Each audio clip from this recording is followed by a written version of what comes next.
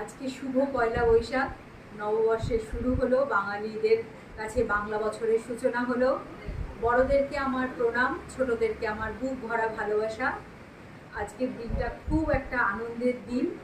সকালবেলায় উঠে সকাল থেকে ভিডিও করার আমি একদম সময় পাইনি, তার কারণ সকালবেলায় প্রথমেই ঘুম থেকে উঠে মন্দিরে গিয়েছিলাম।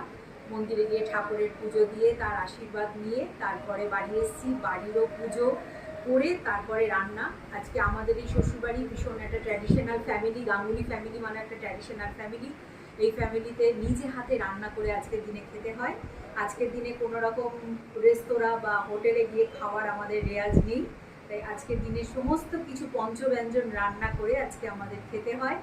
সেই সমস্ত করতে করতে সত্যি আজকে বেলা হয়ে গেছে, তাই আমি সকালে ভিডিও দিতে পারলাম না।